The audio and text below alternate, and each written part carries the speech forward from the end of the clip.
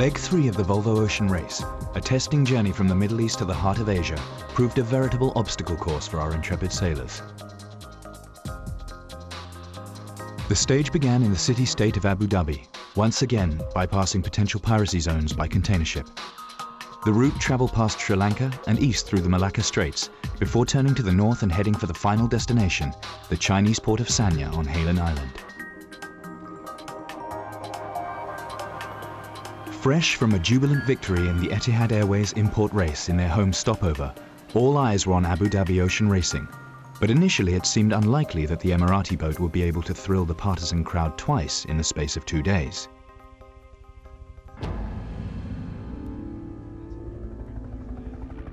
Sprint to Sharjah, I made a terrible start and we were last for a while. We got off to a bad start. We were behind pretty good once the long drag race down the coast started. And it was a beautiful day. 16, 17, 18 knots of breeze, tight reach.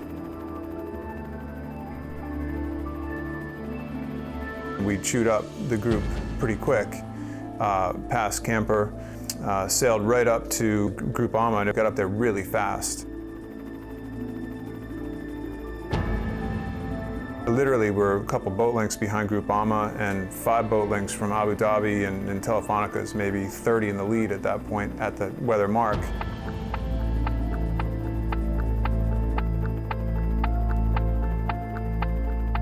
It was a good lead for what we had left remaining in the race.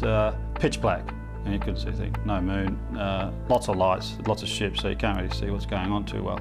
But we could tell, something was wrong. We couldn't work out what it was, and then.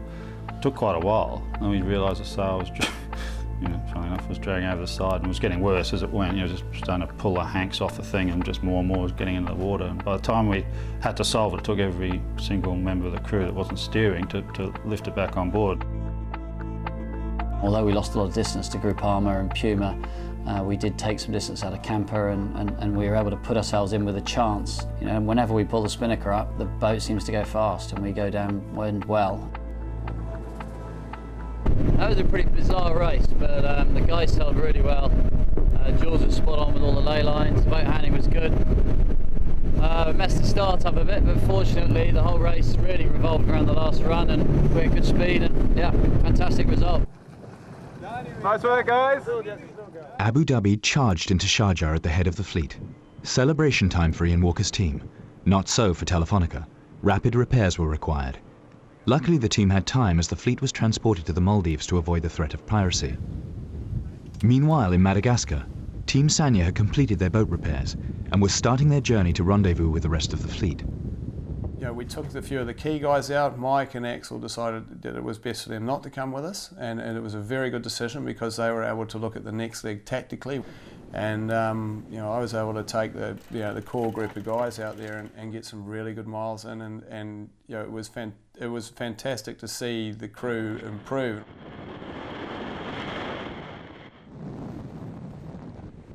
That was one of the very important things that came out of doing that trip. I've been involved in 4 different teams over the years in this race, and with new boats and old boats, and I think what is happening within our team, considering the situation we're in, is something very unique. There's no battling, there's no whinging, there's a drive from the core all the way through to see this thing through and do better, and we'll get up the mountain, and I think we'll have our day somewhere along the line.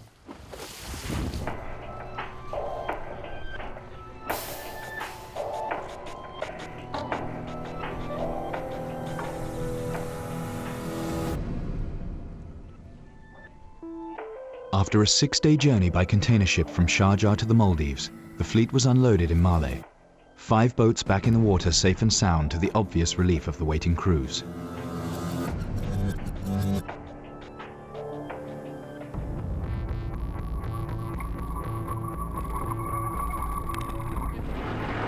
As Sanya rejoined the fleet, it was back to business for all 6 Volvo Open 70s, reunited for the restart and ready to do battle once more. How far? 8 legs. Let's go. Getting too close. This is the radio on that.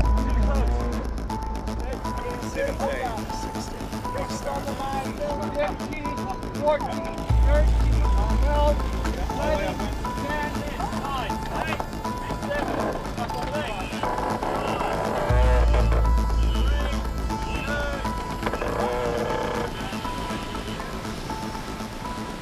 on the line fairly early and had a bit of time to kill, but managed to pretty nice. We were left by our own up towards the flag end. Just able to foot down over the fleet and popped out here first. Just got Puma up on the inside of us though at the moment, so as usual, snakes and ladders. Well, it finally feels like we're sailing around the world again. At least we're not day racing anymore, and we got our work cut out for us here. This is a big leg for us, so we're ready. I think the team's ready. After their problems in the sprint to Sharjah, things were going from bad to worse for Team Telefonica. I mean, it's nothing more than a disaster. You couldn't really imagine the reaction of the guys on board. It really is soul-destroying. We hadn't got a great start, and all of a sudden there's a gigantic bang. And then there's mild panic because you've got a 300 square metre plus sail flapping around from the top of the mast behind the boat, and somehow you've got to get it down. And your boat speed's gone from 11 knots to 2.5 knots. So things are going bad. At that stage, you're thinking, this is the end of the leg. What are we going to do? Actually thinking, do we turn back? Is there a way that we could go back to the start and mend this? This could be the end of our leg. We just changed from our masthead 0 to our fractional one, getting to 12, 13 knots, so it was right on the top end of the masthead 0. Just as we were doing it, Telefonica looked like they either broke a rope or a furler, and they lost their 0, so that probably cost them about 5-6 miles.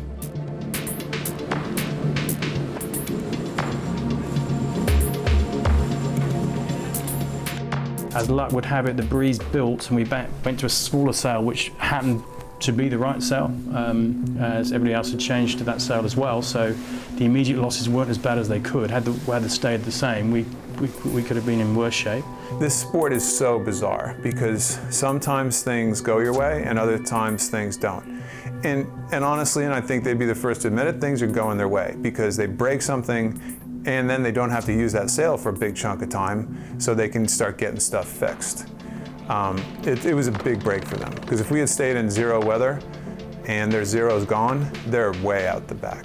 The failure itself caused another failure, which the secondary effect was far more big hitting than the first one, which then meant we couldn't hang any sail off the front. So that would be spinnakers, reaching sails, masthead 0s, all of those would have been out, and that would have been definitely Malacca Straits absolutely last by a long shot. Now we were looking really bad when we realised that the extent of the damage, but it meant a guy getting over the bow. Yeti was over the bow for probably half an hour, fiddling around bits of rope, banging out pins. I mean, a job that I know takes a skilled technician probably an hour on the shore, on a step ladder, he's trying to do when the boat's jumping up and down in the water. We're very reluctant to stop completely, so we're trying to keep going a bit. So there's a lot going on, and it's not great to see that your competitor's just slowly going.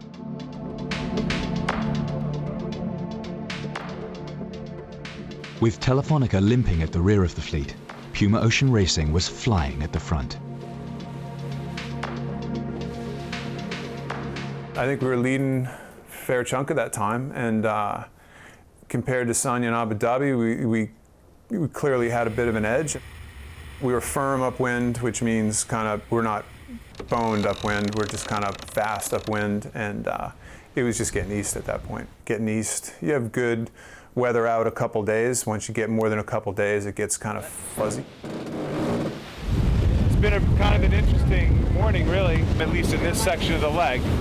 I still believe that this race is going to stop and start 1,000 times, and we're just messing around out here right now. So, but go for every inch, right? I think Puma did a fantastic job of finding the right mode. It was not quite on the wind, just reaching. Code Zero, see them, some of the boats with fractional sails up G1, finding stay sails, finding just the right mode where the boat's going fast, and through the different fluctuations of the wind, and maintain a consistent course with. So very much a drag race, but changing sails as the wind fluctuates, and they seem to maintain a very good consistent mode throughout that whole period. We're in a slightly unfavoured position, just a lurid camper behind them, but we struggled a little bit more, I think, to find a consistent mode, and you know, camper did okay as well. We know camper's a good upwind boat, so we never expected them not to be in the mix. I think it was night number 2, one little squall, and camper actually tacked in it and got some weather gauge. On board camper, it was all systems go, a rude awakening for some of the crew, as the team sniffed an opportunity. Well, I think we take it. If we don't like it, it swings back to the we come back, set up.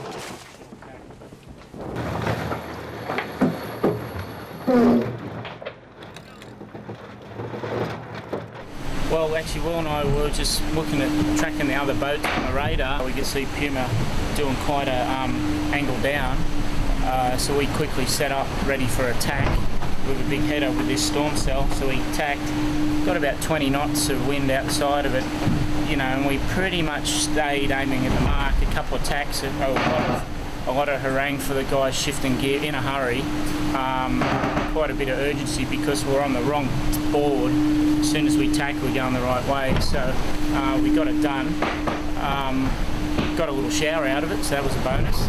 It looked like we were going to get rolled by that stuff. And then if the other guys haven't done that and they've decided just to, just to tough it out, it could well be a nice gainer for us. We don't know. We're trying to find the other guys now on the radar. They could be underneath the cloud, either in no breeze, or they may have jetted out with some breeze. So it's kind of we can't control them, but we did a good job managing what we had. So at the end of the day, you've got to be happy with how you dealt with it yourself and see. And then after the squall, Telefonica attacked in a bad phase and just headed north 15 miles and started plugging away up there, you know, did their thing.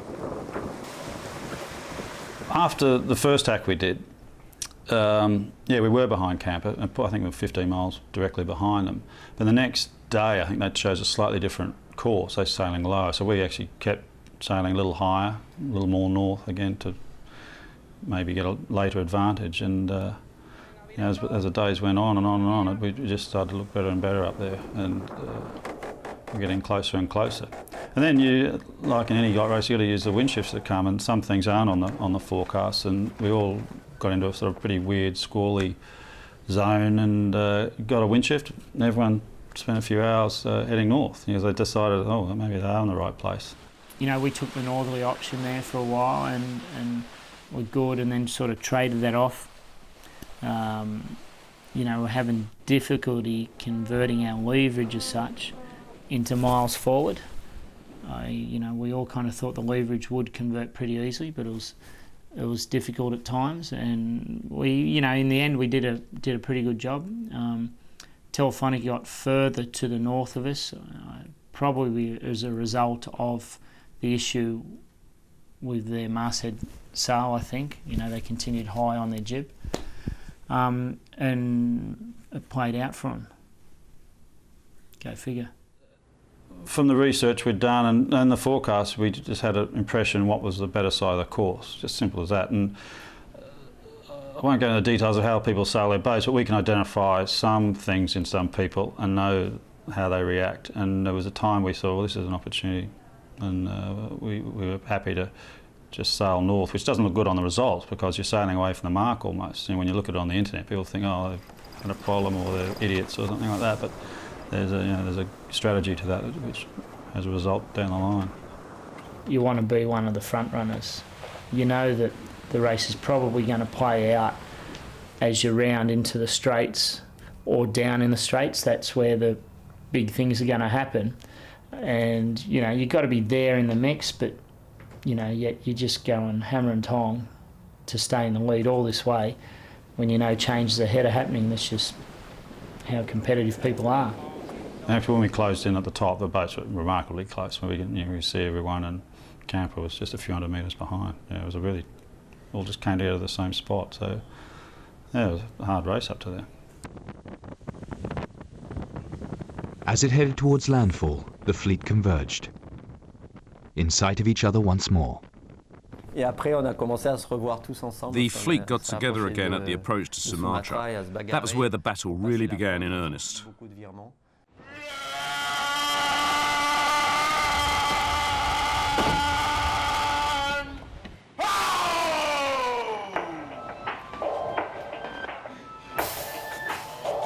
The tip of Sumatra, the northern tip of Sumatra, so we've got a few tacks, but the excitement's just started. We've got fishing boats, we've got lots of current, just a little introduction to the Malacca Straits. We'll be around here in a couple of hours and then down into the Straits proper.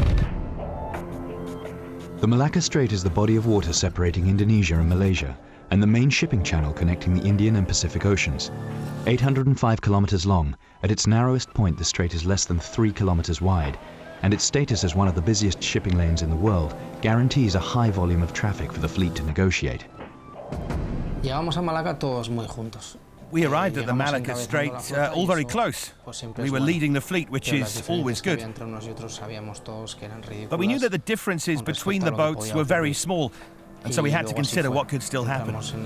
And that's how it went. We entered the Malacca Strait, camper was on our tail, we had a good view of Puma, and we had a good look at GROUPAMA.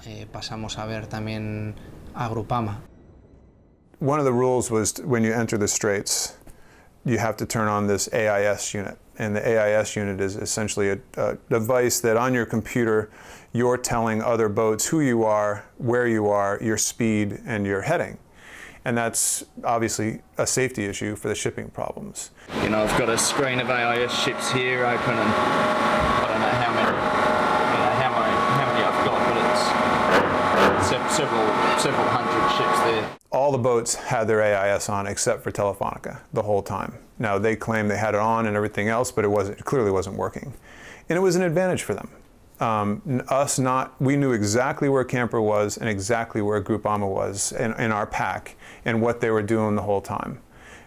We had no idea what Telefonica was doing. I don't know what other people have said, but ours was switched on, but I think it was a bad unit and had a very small range, I think of about 2 boat lengths, it appears.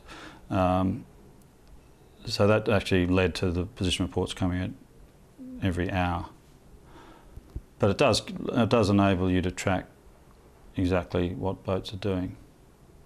Like, that's a massive advantage to know what your opposition's doing. You know, as soon as it goes dark, the radar really struggles because there's so much going on in the Malacca Straits. So, you know, like you say, you're just on the back foot.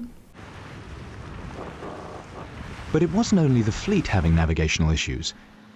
Abu Dhabi Ocean Racing had picked up a hitchhiker. We've got a bat on board. Very exciting morning. It appears now we can also see camper just up over the horizon. But our little bat's getting a hard time from the lazy jack.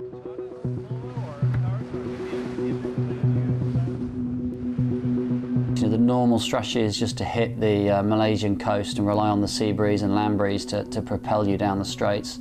This time round there was a hint in the models that there might be some gradient, and there was huge cloud activity in the middle of the straits, but with quite a lot of risk. You know, if you think back to the last race, everybody got becalmed in the middle of the straits, and historically it's certainly not a place where you'd want to be between the two fighting land masses. Telefonica broke clear first and went off on starboard. And at that point, I'm pretty sure that the whole group is thinking, we got to be on the land the next day. Starting to moderate a little bit now for the last 10 minutes. Try and hang on if we can. We fought very hard to get across to the Malaysian shoreline, and was actually very pleased that we had got there, and some of the other boats had seemingly struggled to get there and were kind of trapped in the middle. As we got closer to the northern coast that night, we started to see some significant clouds to the north, and we're still moving fairly well downwind, so you've got the option of, well, do we look sort of in the long term and think that that's going to work and there's probably going to be, you know, land breeze off the coast which is going to help us, or Do we want to avoid these clouds that are going to potentially suck away any wind that we have? We just come through a big, I guess, like thunderstorm system. It's that time of the early morning, local time about 2 a.m. in the centre of the Malacca Straight. And then we popped out the other side. GROUPAMA's well down to our right, still trying to work the thunderstorm. Puma's pretty much straight in front of our bow, about 7 miles. Telefonica is a bit further down. So what the trick is here, we need to be to the shore in the morning time, mid-morning, early morning for sea breeze developing later.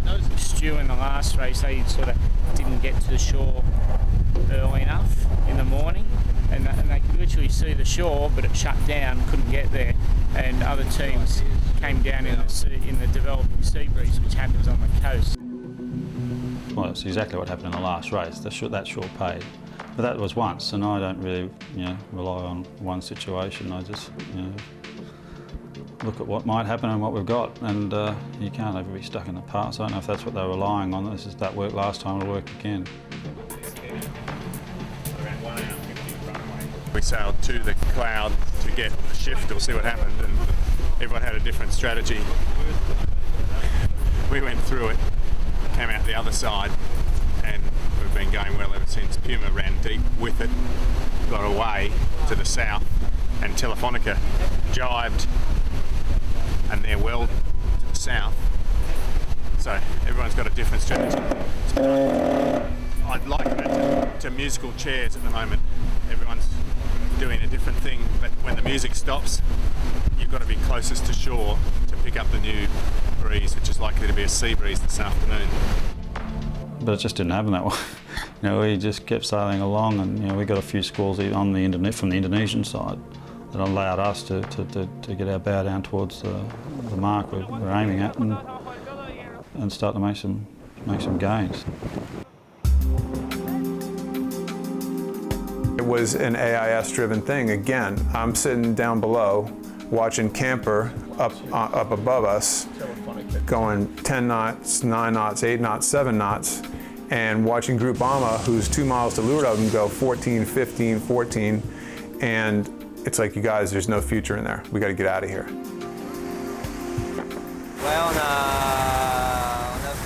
Yes, we did have a very good night. At sunset, we overtook Camper, who were then in 3rd position, and we were very close in speed, which was very good. It was really fast. In the night, there were quite a few thunderstorms, but we could manage them quite well. We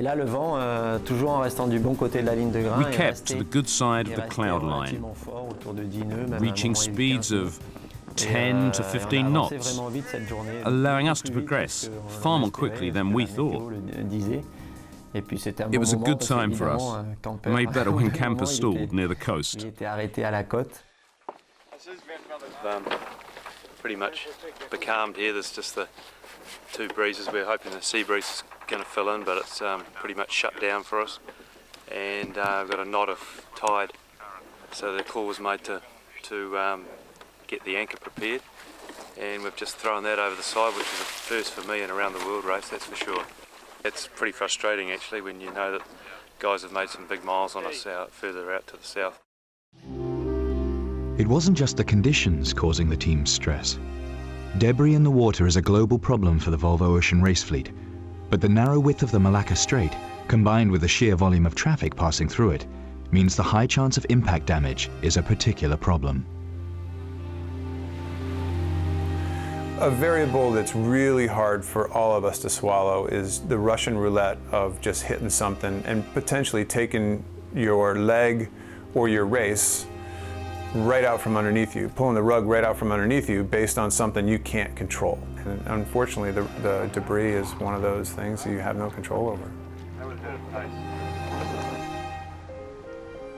As well as the expected hindrances, such as partially submerged nets belonging to the local fishing fleet, there were more unexpected obstacles encountered.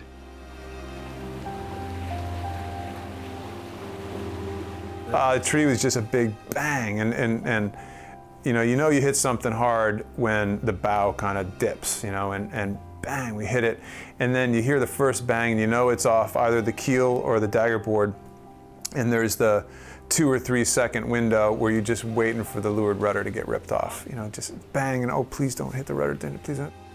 We always knew we were going to hit stuff, and nothing really bad happened, so on we go. We got we think two squid boats. Worst case is he's dragging along a net along the surface. There's no rules around here for these guys, which means there's no rules for us, as in what do you do to avoid it.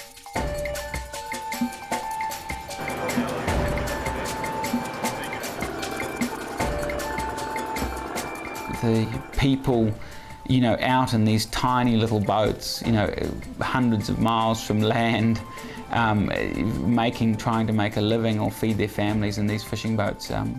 Very humbling, and you know, it must be, they must see some amazing sights. Half the time they're just cruising around. The other half the time they have nets between them, and you don't know the difference until you're right there. There was 4 or 5 times you're just cruising along. Yeah, there's a fishing boat. Holy crap! You know, drive, get out. You know, you just don't know. How far can we go that way though? Because that's the only end I can see a flag on. This one. Can we drive? Can we drive? And after a number of near misses for each of the teams, it was Puma Ocean Racing who got snagged in one of the multitude of fishing nets. It was dawn, early in the morning, fishing boat, buoy, and didn't see the next buoy down. And very frustrating watching the fleet sail away. I tell you what, it wasn't easy getting out of that bloody thing. I'm not sure, but I think Puma may have just avoided a collision. This red zone's a zone you can't go into, as the water is shallow. We can see that they were very close to this zone, and we can also tell that they stopped and were trying to go back the other way to get out to the wind. They've hit the bottom. At that point in the race, you lose ground very quickly, and they lost 15 miles within an hour or two. But it didn't prevent them from catching up in the evening, because the breeze on the land was better than out in the open sea, which was where we had sailed. With Puma out of the equation, temporarily at least, GROUPAMA had a more pressing issue close at hand.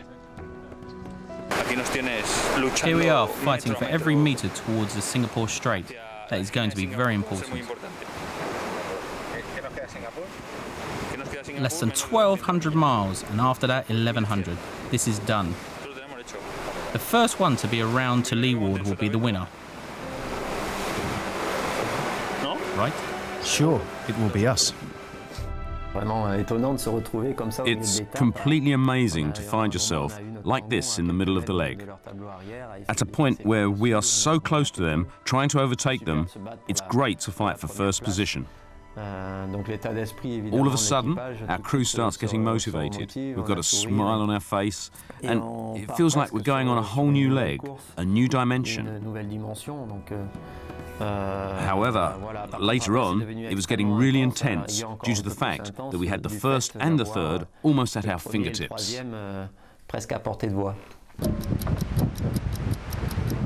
Also tussling in the light air, Abu Dhabi Ocean Racing and Camper were going toe-to-toe, constantly changing position, albeit slowly.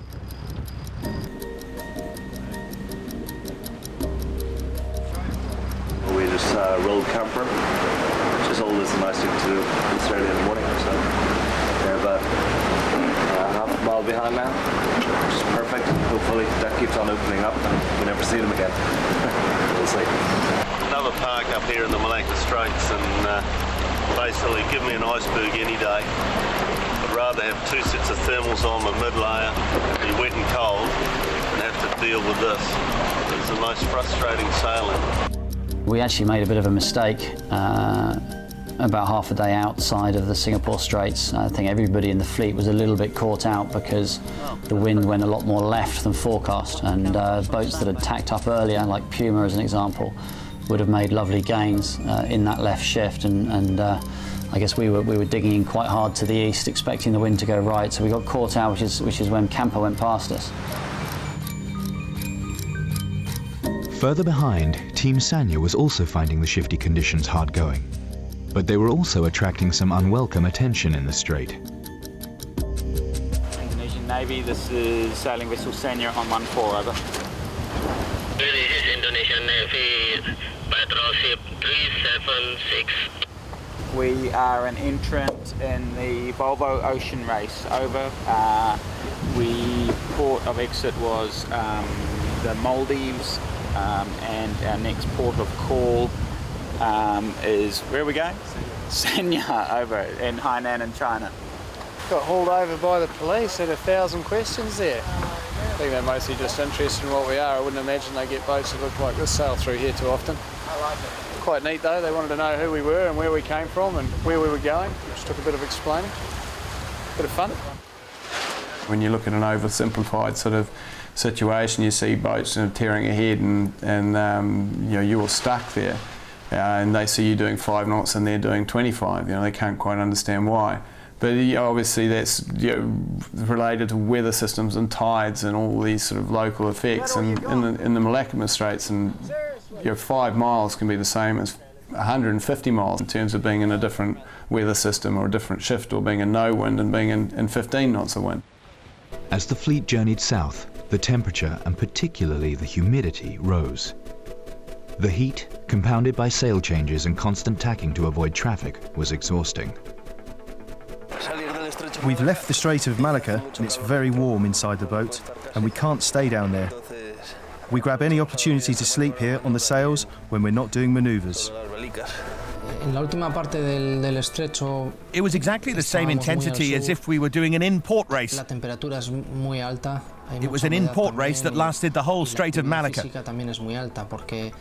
Of course, it's tiring for the crews. It's difficult to maintain normal watches. We're on deck much more than usual, and the intensity is very high. As far as the different manoeuvres and all of the sail changes as well are concerned. It's bloody hot and humid hoops. The swelterometer is just through the roof. It's kind of illegal on board because fresh water is such a commodity, but I'd go and I'd pretend to be filling my water bottle, and I'd actually have my shirt, and I'd be actually filling my shirt full of fresh water, because it was the only way you could cool your body. That was to take a nap, to try to get in your bunk. So you'd put a soaking wet t-shirt on before you got in your bunk, because if you didn't do that, sleeping was just impossible at times. Very, very close with this guy. Tones, he's only doing 2 knots though, so he's only doing 2 knots, this red guy. The final challenge of the strait was perhaps the most difficult. As the fleet passed Singapore, the traffic was extreme. Staying out of danger became the priority as the Volvo Open 70s squeezed through the gaps between a constant flow of ships. Nerve-wracking times for the sailors. It's like sailing down the M25 on the wrong side of the road at 5 o'clock on Friday afternoon, and you got to get to Heathrow because your flight's leaving to go home. Wife's going to be angry if you don't make it home for dinner. There is every ship you can think of. You'll have super tankers moving at 5 knots. You'll have container ships with 18,000 containers on board, and it's at 25 knots. It's like it's like a city charging up there. Constant bearing on his bow. KP's talking to one freighter, and Tommy Addis is talking to another freighter, and the guys from GROUPAMA are getting screamed at by another freighter, and a bunch of Volvo 70s short tacking out of the narrowest, busiest shipping channel on Earth is not cool. Number 1, in the Straits of Singapore, we've got to survive. So not get hit by anything, or not hit anything. Number 2 priority is maybe a bit of yacht racing. And let's see how the weather develops. It's a pretty messy place, the Straits. I'm concerned, I'm worried.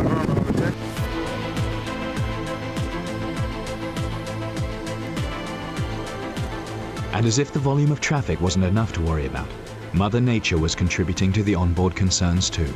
Just like turbulence there, creating a water sea, and comes from the cloud and goes to the water. Beauty, right?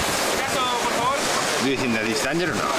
If you're in it, if it hit you, it'd be dangerous. If you're close to it, it's not too bad. It's pretty unnerving. We had managed the danger and tried to get out of this zone without trouble and then continue with the regatta after that night. It was a very exhausting night. At the beginning of the night, we were a few miles from Singapore, and at the end of the night, we were at the exit of the last boat's parking lot. And finally, it was a different race, a real offshore race. Leaving the Strait of Malacca and taking the lead, yes, that was important.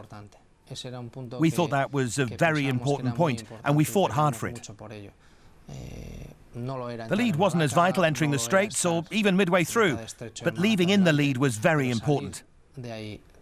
Because from there we thought the conditions would be far more stable, and a lead there counted for a lot.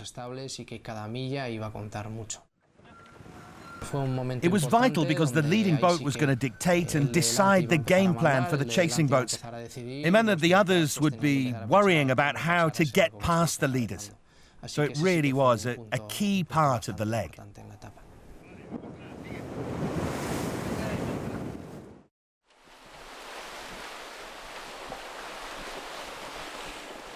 Since leaving the Straits of Singapore, the boats have all been heading broadly in an easterly direction, looking for an opportunity to attack. There's a series of islands up here that we've got to leave to port.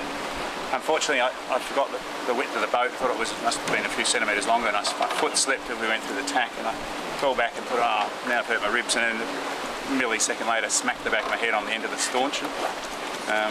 But it's okay, I still know my name is Dave, and I'm 25 and an Adonis, so all's okay.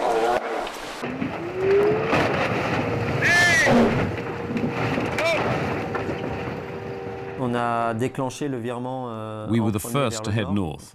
It was a nice move, but unfortunately we had to leave the island port side, and we crossed, which meant we didn't win as much distance as we would have if we'd continued a bit further.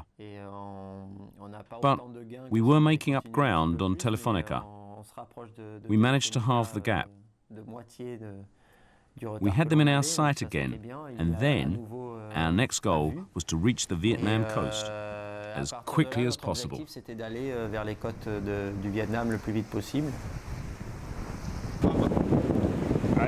There, we are at the tip of the arrow, and they are in second position. And we hope it stays that way. The morning was quite hard, but we're okay. Step by step. While the 5 leading boats were battling to get to the north, Team Sanya was finally clearing the exit of the Straits. We'd spoken a lot about the opportunities that the Malacca Straits could offer us as a team to try and get back into the race should we get behind.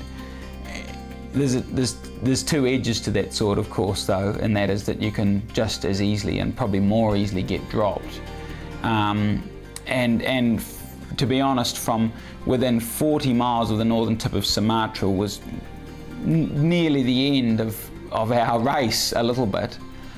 From that point on, we were never in the same wind again as the lead boats, and the Malacca Straits, instead of being an opportunity for a ladder in a game of snakes and ladders, it turned into a pretty large snake, and we went in 40 miles behind and came out 250 behind. Yeah, the Malacca Straits haven't been too kind to us. We've been royally raked over, but anyway, hope boats in one piece, crew's in great shape, and yeah, 1,000 miles to Sanya, so fingers crossed we can have a good last bit of the leg. There's 2 ways to get to Sanya. One is get to the Vietnam side. There's really no middle. You can't go up the middle. There's an easterly way and there's a westerly way. We tacked on a shift on a 30 degree on a left-hander and started heading east. and kept that 30 for a day, you know. The other guy, we kept looking around, the other guys were sailing in 40s and 50s, even guys behind us are sailing in 40s and 50s, and we just, it's kind of like being in the Straits. We took the breeze that God gave us at the time, and it converted into a massive east-west separation. There's a big shift out to the right, but we pay a heavy price to get there. We have positive current all the way up. The guys down there have negative current. We go more miles, but they have to short tack along the beach of Vietnam. So, I mean, there's all kinds of risks and rewards all over the place. This is literally, this whole leg is full of minefields, and we hope our side wins.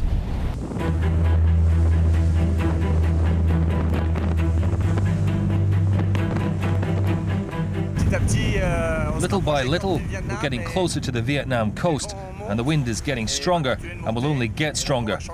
So we're going to change the front sail and try to get a good position for tomorrow night. We're waiting for about 30 knots of wind with 3 to 4 meter waves.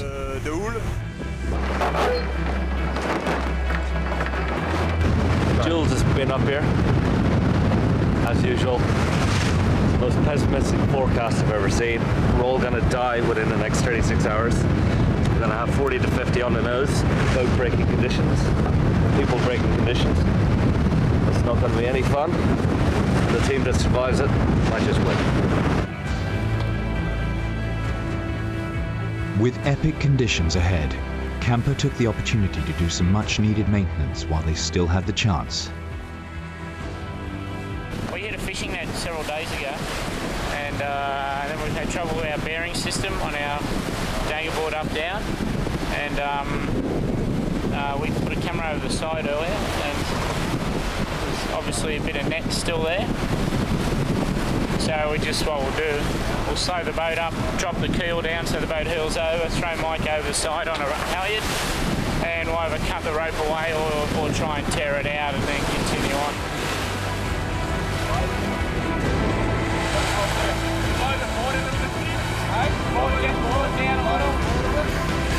Can you get any more heels, Soldy? Yes, please. Hold the board. Hold board.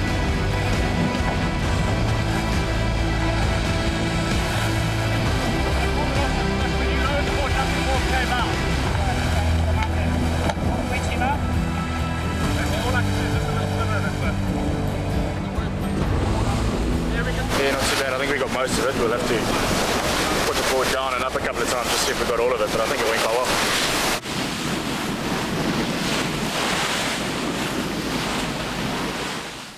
Good morning, Vietnam! We're just coming into the Vietnam coast.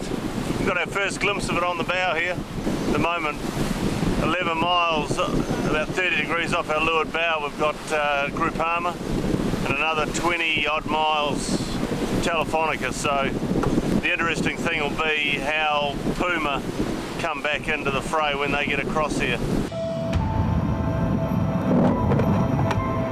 It had a chance, I'll tell you what. When we tacked and we were up 30 off of the group, and it's blowing 15 knots, and all of a sudden we got some pace. We're, all right, hey, you guys, this could work. And all of a sudden the breeze just shut off. Big leftover waves, and literally the boat wouldn't move. And it's like, oh no, this is not. And you knew right then and there, this was a bad situation. It hasn't come off brilliantly for us, so we're coming back inshore, trying to recover what we can. We bailed, I think, when bailing was good, and got one boat back out of it again, Abu Dhabi back out of it again. So in essence, this whole huge harangue about this massive east-west split and why you roll on the dice and everything, it was about one boat. We lost one boat there, and that was Camper. But I think we made the best of it. Tommy did a really nice job reattaching ourselves with the fleet, and you take your losses, that's life. Let's move on with it.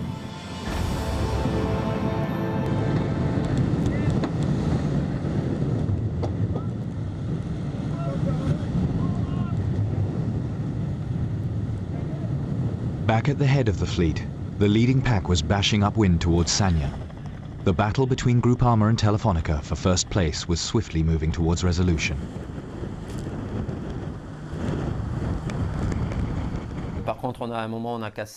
At some point, we broke our main sheet. But the most important thing is that no one got injured, because it's a very impressive break. It took about 5 to 10 minutes to repair, and then we started again.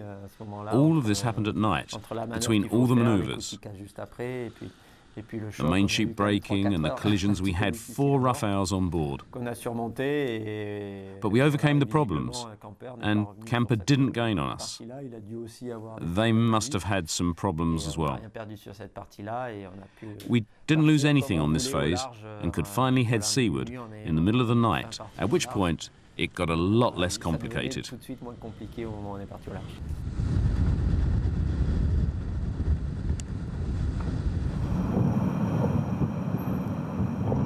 Puma Ocean Racing had both Camper and Abu Dhabi on their radar.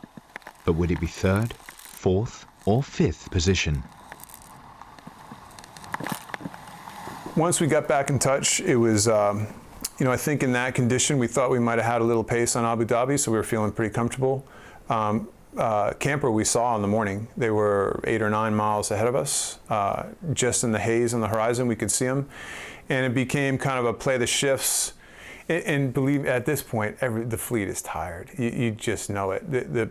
We are tired because it's been baking hot. There's just been these tactical situations everywhere. You change in sails every bloody hour, and now you're tacking all the time. And when you tack, you got to move, I don't know how many tons of gear from side to side every single tack.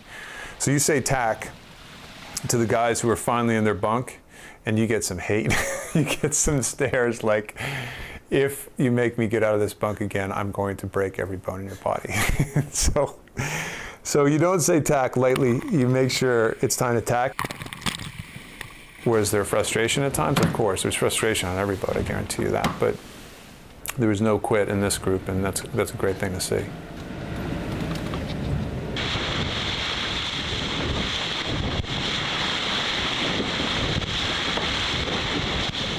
About 100 miles to go to Sanya.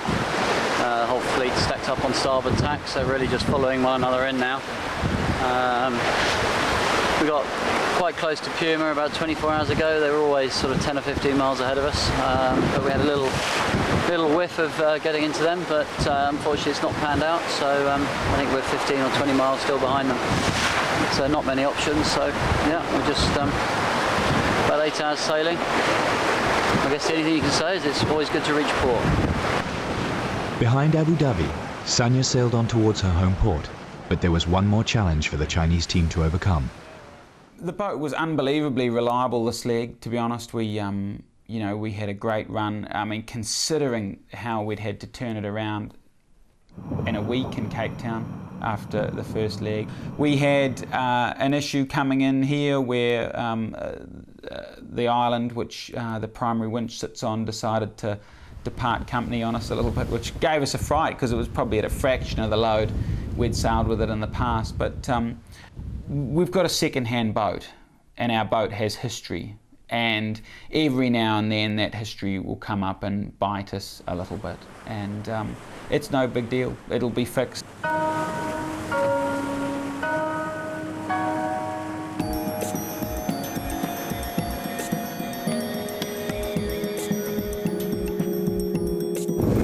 We're in China, and that's great. We've had a couple of stressful days, but now we're really happy. We're about to cross the line, hopefully without running into any fishing boats or their nets. And now we're going to celebrate. Once again, Team Telefonica led the fleet home, a feat made all the more remarkable by their troubles earlier in the leg.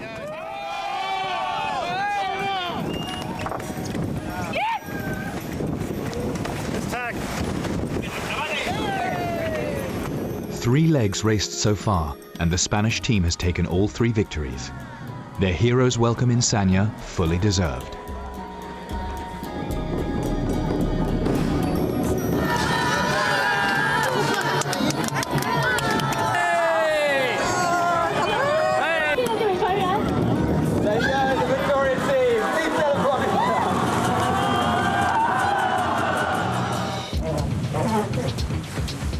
As for second place, the ever-improving GROUPAMA claimed that honour.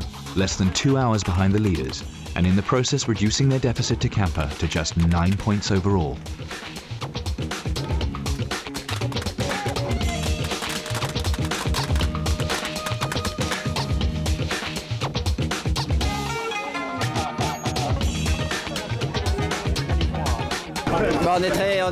We are very happy about the result. We were expecting a worse position for this leg because it wasn't really favourable for the performance of our boat. But in the end we finished second. Obviously we're always trying to do better, but right now the winner is always the same boat and they're quite a long way in front on the overall scoreboard. But we're very happy about the position that we got, and little by little we're getting closer to the leader in the overall classification.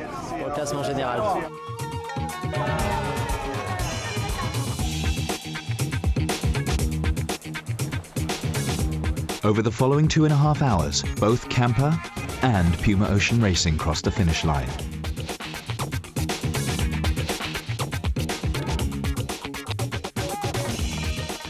And as night fell, Abu Dhabi Ocean Racing came home in 5th. But the biggest welcome was saved for the following evening and the keenly awaited arrival of Team Sanya into their home port.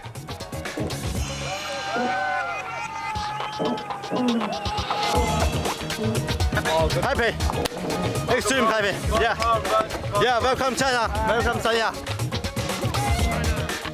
Coming into here, you know, seeing the crowd, seeing the amazing awareness of the race, people yelling out our names.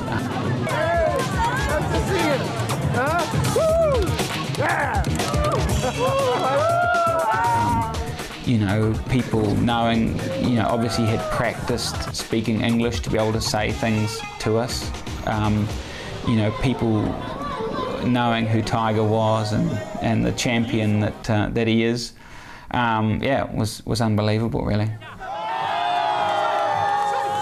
For Team Sanya, it was a truly memorable welcome home.